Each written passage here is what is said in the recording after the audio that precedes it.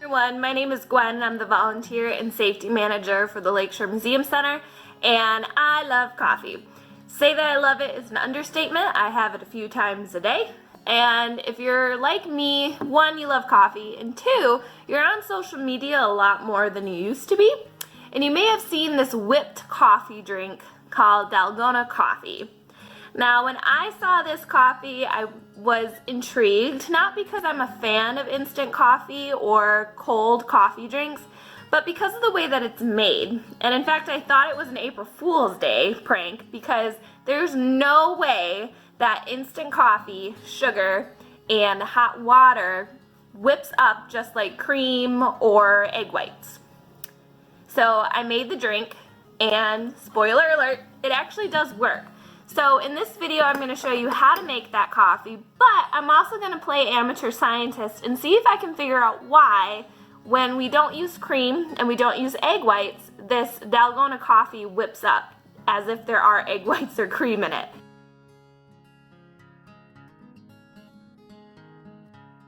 So there were and still are two ways that instant coffee is produced. One of the ways is by forcing very tiny liquid droplets of coffee through these very hot air drying towers. And when the liquid hits the air, because it's so hot, it immediately falls to the ground and becomes this powdered, dried out coffee. The problem with making instant coffee that way is that it's a lot harder to keep the aroma and the taste of the coffee that you would experience from regular grounds. Another way you can make instant coffee is by freeze drying. It's a little bit more expensive, but the process of freeze drying the coffee actually helps to keep the aroma and the flavor more intact than you would with the air drying process. ScienceDirect.com gave a really good example and description of how instant coffee is made by freeze drying. So first what they do is the coffee beans are baked and roasted as you would normally with regular coffee, and then the liquid from those roasted coffee beans is extracted and concentrated into a really refined liquid. So that liquid is freeze dried, and then it's packaged, and that's basically it. And so freeze drying it like that keeps the aroma and the flavor that you don't normally get for air drying.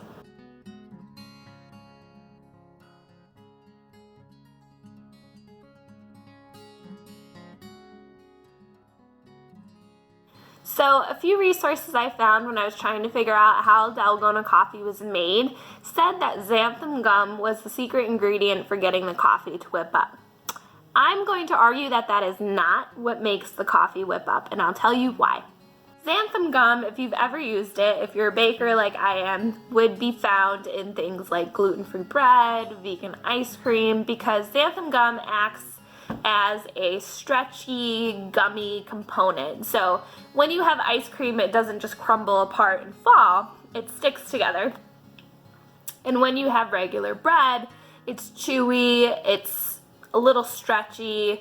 It's that gluten that is in normal bread that does that. However, when you have a gluten-free product or you have vegan ice cream, you're missing those components that make that stretchy or gummy texture. And that is what xanthan gum does. Xanthan gum creates that texture for those products. So with that being said, an instant coffee drink that is supposed to mimic real coffee, I highly doubt has something like xanthan gum in it for a couple reasons. Number one, no consumer would buy instant coffee if it was going to create a gummy texture for them when it was mixed up. Number two, I haven't been able to find xanthan gum listed on anywhere in the ingredients list. And some of the resources I found said that xanthan gum is a preservative. And I believe it would be included on the ingredients list if it was in fact in that product. So I haven't been able to find it on my instant coffee packaging. I haven't been able to find it online. Instant coffee says that it is just that. It's instant coffee, and it's put through this process to make it into a powder. So I don't think xanthan gum is what makes instant coffee and sugar and hot water mix and become frothy and creamy like meringue. Instead, I think it whips up for some of the same reasons that you can make meringue with egg whites.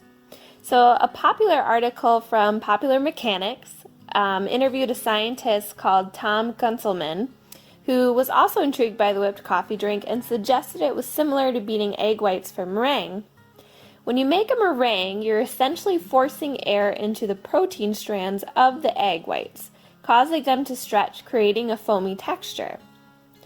Instant coffee and water act the same way. It's plausible that the tiny gaps formed inside the instant coffee grounds act as a space for air to be pushed in, causing the foamy texture.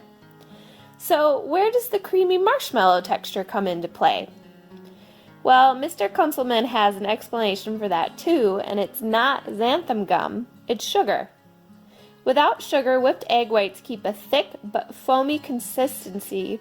When you add sugar, it acts sort of as a glue to make whipped marshmallow texture.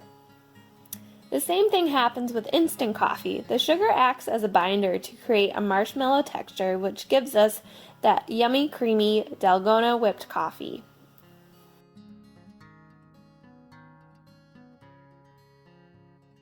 So, how do you make Dalgona coffee? Now that we've done some research about it, what's the recipe? So it's really simple. All you need is 2 tablespoons of instant coffee, 2 tablespoons of sugar, and 2 tablespoons of hot water. So once you've mixed those all together into a bowl, you can use a whisk to whisk it up, whip it up by hand, which I will say takes a long time. Or 2, you can use an egg beater or stand mixer and mix it up like that. It goes a lot quicker, tastes the same.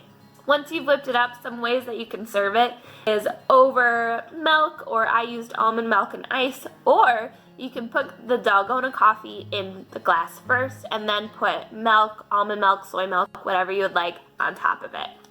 So here it is. If you do make this drink, I highly recommend mixing it up. I didn't do that the first time, and I'll tell you what, that instant coffee is very strong.